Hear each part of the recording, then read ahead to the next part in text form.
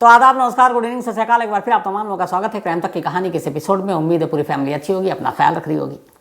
इस क्राइम तक के करीब 1250 से ज़्यादा एपिसोड हो चुके हैं और मुझे नहीं लगता है कि शायद 2-4 बार या 1-2 बार से ज़्यादा कभी किसी कहानी में मैंने किसी पुलिस वाले की तारीफ़ की होगी। ऐसा नहीं है कि सारे पुलिस वाले बुरे होते हैं, बहुत सारे अच्छे लोग होते हैं। बहुत सारे पुलिस वालों में मेरी दोस्ती है और बड़े अच्छे इंसान हैं, मैंने करीब से भी देखा उनको। जो वो बाहर होते हैं वही घर में होते हैं। लेकिन क्या करें, कई बार ऐसा होता है क्योंकि क्राइम ऐसी चीज़ है जो आप पूरी तरह ख़त्म नहीं कर सकते। आप कोशिश कर सकते हैं कंट्रोल करने की, रोकने की, लेकिन अमूमन जो पुलिस गलती करती है वो ये है कि जब क्राइम हो जाता है और फिर जिस तरीके से उस पर लीपापोती होती है, जो इल्ज़ाम लगते हैं कि गुनहगारों को बचाने का या फिर कोर्ट में केस कमज़ोर करने का, और यही वजह अपने देश में कन्विक्शन रेट, चाहे वो रेप का हो, मर्डर का हो, डकैती का हो, कम है। तो इसीलिए पुलिस पे उंगलियां उठती हैं। लेकिन हम लोगों का फ़र्ज़ भी है कि अगर कोई पुलिस अफसर या पुलिस वाला अच्छा काम करे तो उस पर भी बात करनी चाहिए। आज की कहानी 2 ऐसे ही पुलिस अफसर की कहानी है जिन्होंने वाकई वो काम किया है जिसके लिए वो दोनों तारीफ़ के हकदार हैं। ये दोनों कौन हैं, कैसे शुरू होती है कहानी, वो मैं आप तक पूरी बिना किसी लाग लपेट के सुनाता हूँ। 6 दिसंबर 2022, 6 दिसंबर 2022 की तारीख थी। आगरा के additional director general of police यानी कि ADG mister Rajeev Krishna, Agra zone के पूरे आप कहें ये एडीजी है, additional director general of police, UP police में। तो ये 6 दिसंबर 2022 को आगरा शहर में ही एक शिरोज कैफ़े है, उस कैफ़े में जाते हैं। और उस कैफ़े में जाने के बाद, इस कैफ़े की खासियत है कि इस कैफ़े में ज़्यादातर बल्कि ज़्यादातर क्या सभी जो वर्कर वहाँ पे काम करते हैं वो एसिड विक्टिम हैं, या ये कहें कि एसिड सर्वाइवर हैं जिनके ऊपर तेज़ाब से हमला किया गया और वो बच गई। हालांकि एक बार तेज़ाब से हमला हो तो वो ज़ख्म ऐसा लगता है सीने पर फेंके, ताउम्र आप जब तक ज़िंदा रहते हैं उस ज़ख्म को आप भुला नहीं पाते हैं।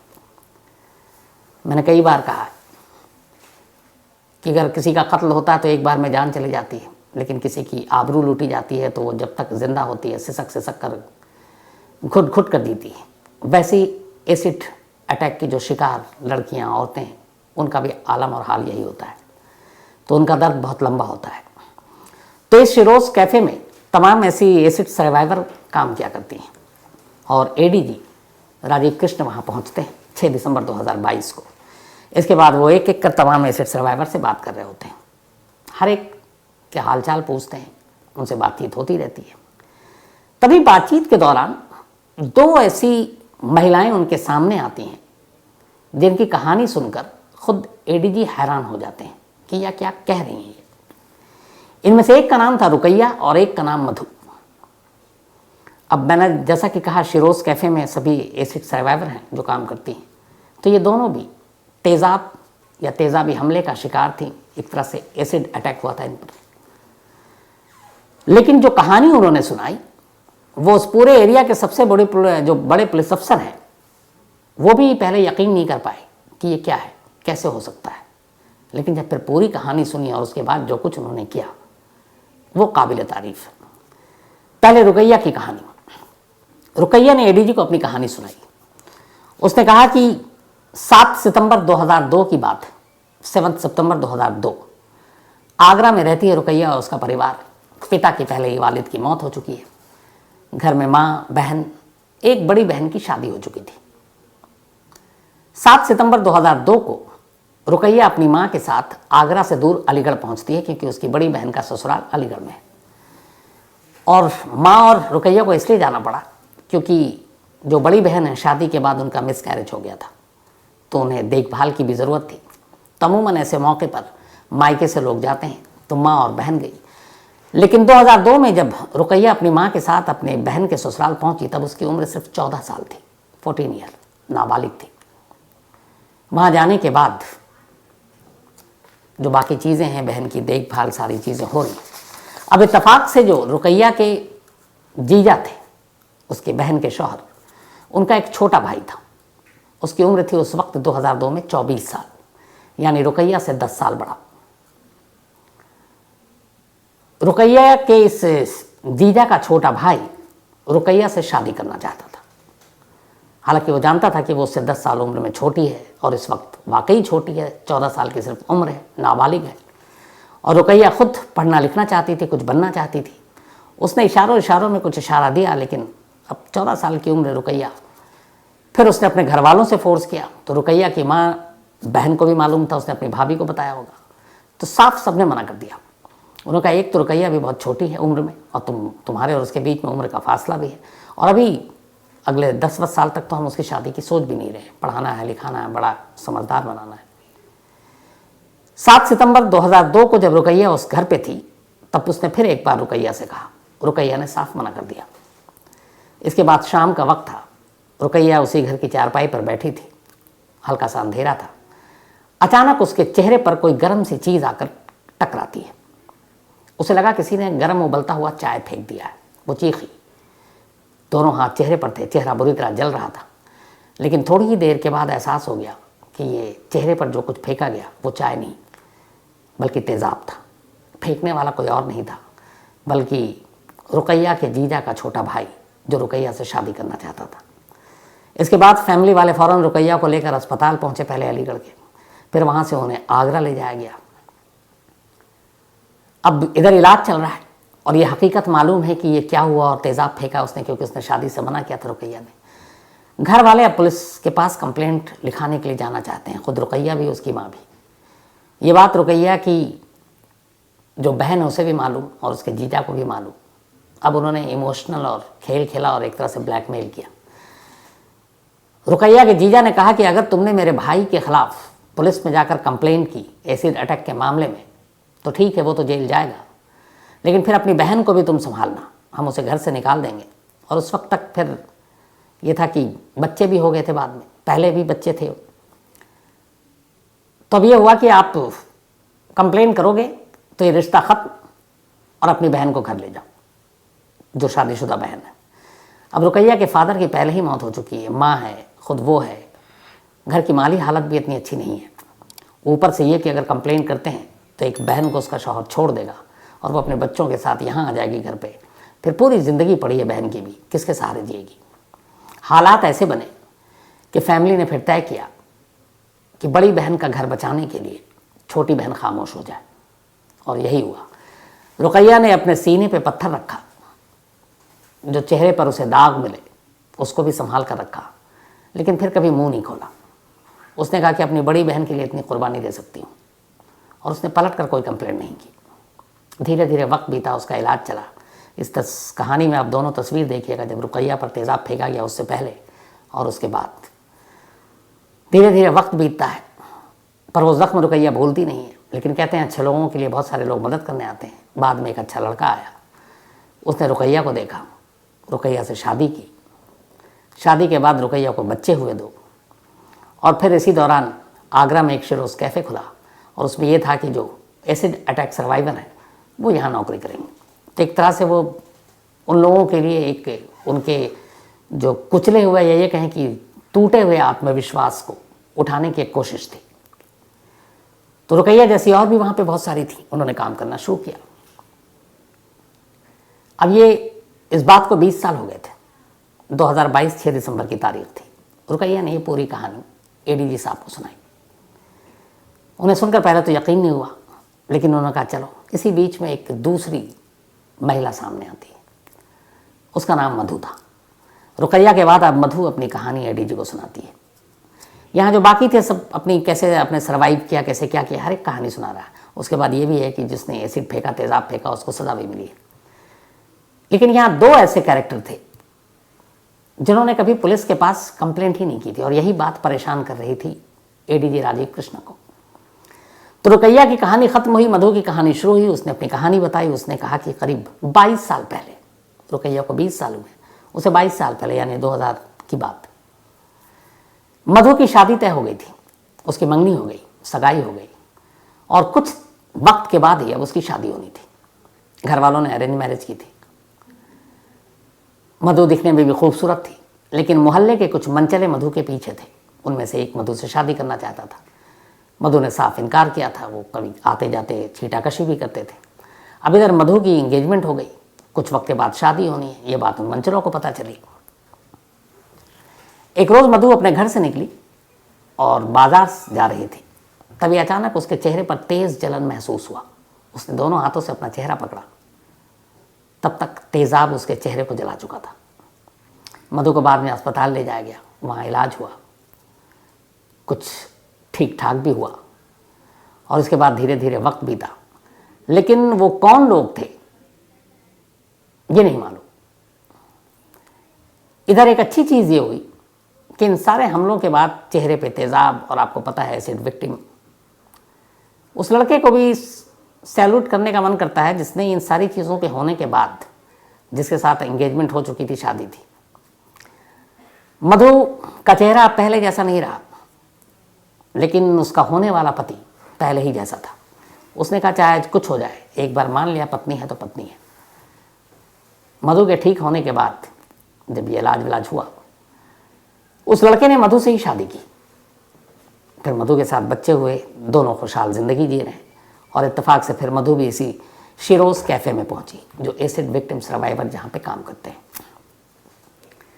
तब जब ये दोनों कहानी एडीजी ने सुनी तो उन्होंने कहा कि फिर समझ गए कि ये मामला क्या था, क्यों नहीं कंप्लेन की। फिर उन्होंने पूछा रुकैया से, क्या 20 साल बीत गए हैं, तुम्हारी एक खुशहाल ज़िंदगी है, शौहर है, बच्चे हैं, तुम यहाँ काम कर रही हो, ये बताओ अब तुम्हें इंसाफ चाहिए। जो बातें शायद अब धीरे धीरे खत्म होती जा रही थी, रुकैया को जब एडीजी ने ये 2 लाइनें कहीं, उसके अंदर इंसाफ पाने की चाहत फिर से जाग उठी। उसने कहा कि मैं अपने गुनहगार को न कभी भूल पाई, न भूल पाऊंगी, न वो 7 सितंबर 2002 की तारीख भुला पाऊंगी, क्योंकि एक ऐसा ज़ख्म उसने दिया जिसे ना चाहते हुए जब भी मैं आईने के सामने खड़ी होती हूँ, वो दिन, वो वक्त, वो पल और उस गुनहगार का चेहरा, सब कुछ याद आती है। तो जब तक जिंदा हूँ भुला तो नहीं पाऊंगी। तो जब ऐसी ही है तो फिर उसको उसके गुनाह की सज़ा मिलनी चाहिए। अब ये बात मधु ने भी कही। हालांकि मधु के केस में ये था कि जिन लोगों ने किया उसकी शिनाख्त नहीं हुई थी, लेकिन तब ये मामला था कि कुछ लड़के थे। तो अगर पुलिस ठीक से जांच करती उस वक्त, हालांकि बहुत सारी चीज़ें मधु के साथ भी थी, शादी होने वाली थी, परिवार डरा हुआ था, तो उन्होंने बहुत आगे वो नहीं आए। लेकिन सेम मधु से भी पूछा गया। मधु ने कहा हाँ, उसे खुशी होगी अगर उसे इंसाफ मिले और गुनहगारों को सज़ा मिले।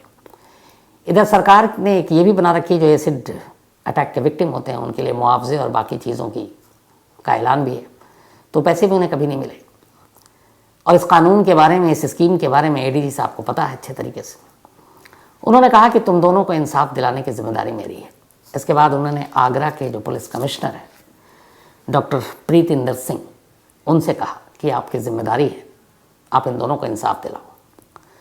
उसी शिरोज़ कैफ़े में कमिश्नर ने दोनों से वादा किया और कहा कि आप दफ्तर आइए और अपनी कंप्लेंट पूरी जानकारी दीजिए। रुकैया और मधु इसके बाद कमिश्नर के दफ्तर जाती हैं, वहाँ जाकर अपनी सारी बातें बताती हैं, पूरी कहानी बताती हैं।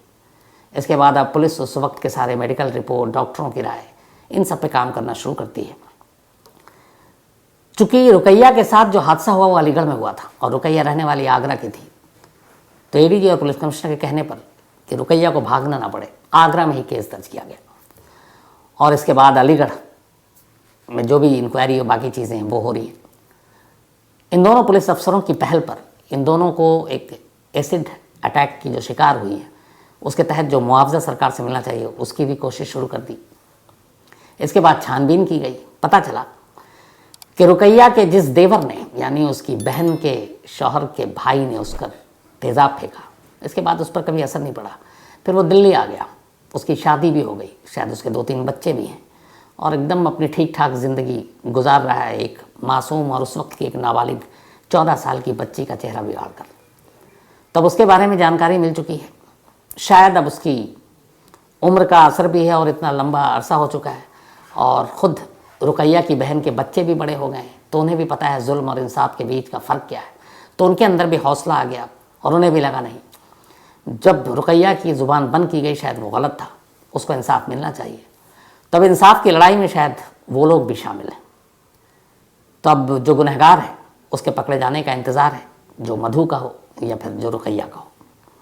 और जिस तरीके से पुलिस ने इस केस को डील किया, 20 और 22 साल पुराने केस में मुकदमा दर्ज किया, इन्वेस्टिगेशन शुरू की, इससे इन दोनों को भी हौसला आया और इन दोनों ने, एडीजी और पुलिस कमिश्नर दोनों को, दिल से शुक्रिया कहा है।